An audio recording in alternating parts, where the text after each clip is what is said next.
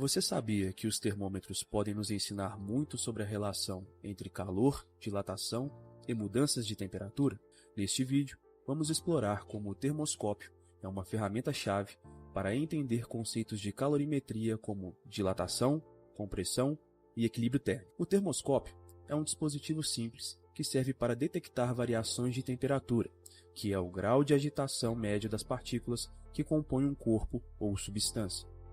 Geralmente, ele possui um tubo com um líquido, como mercúrio ou álcool colorido, que sobe ou desce conforme a mudança de temperatura. Mas como isso acontece?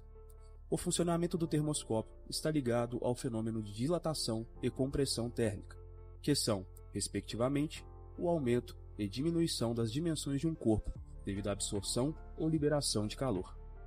O calor nada mais é que a energia transferida de um corpo a outro em virtude da diferença de temperatura entre os dois. Essa energia sempre fluirá de um corpo com maior temperatura para um de menor temperatura. A dilatação térmica é um fenômeno que está muito mais presente no nosso dia a dia do que a gente imagina. Um exemplo clássico disso são os trilhos de trem. Quando a temperatura aumenta, esses trilhos se expandem, e essa expansão acontece principalmente em uma única direção. Portanto, chamamos isso de dilatação linear. Esse tipo de dilatação pode parecer simples, mas tem efeitos importantes. Com o aumento da temperatura, os trilhos sofrem tensões internas que podem causar deformações, ou até mesmo o desalinhamento das vias, o que é um risco para a segurança dos trens. Por isso, durante a instalação, os trilhos são colocados com pequenos espaçamentos entre eles. Esses espaços são fundamentais para permitir que o metal se expanda com o calor sem causar danos à estrutura.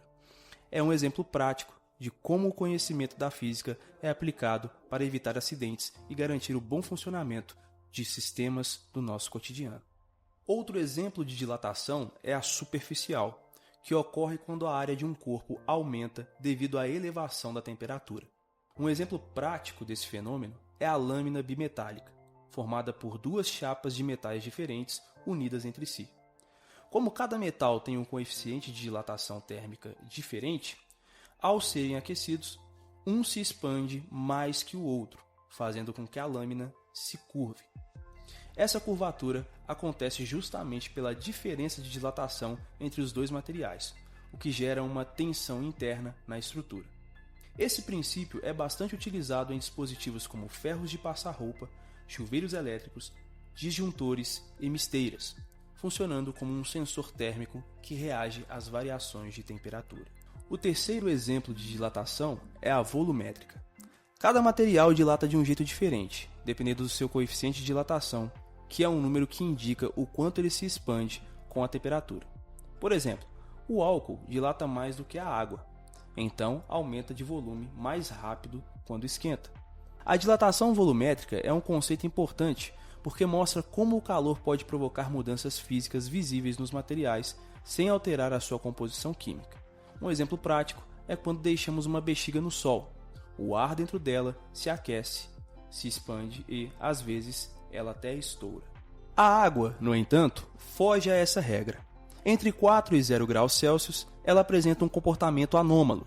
Ao ser resfriada, nesse intervalo, ela se expande ao invés de se contrair. Esse comportamento garante que a camada de gelo na superfície atue como um isolante térmico, mantendo a água abaixo em estado líquido. É isso que permite que a vida aquática sobreviva mesmo durante o inverno rigoroso. O termoscópio, apesar de sua simplicidade, simboliza essa conexão. Ao receber calor, o líquido dentro dele se dilata. Uma evidência clara da dilatação volumétrica, causada pela agitação das partículas, base da calorimetria.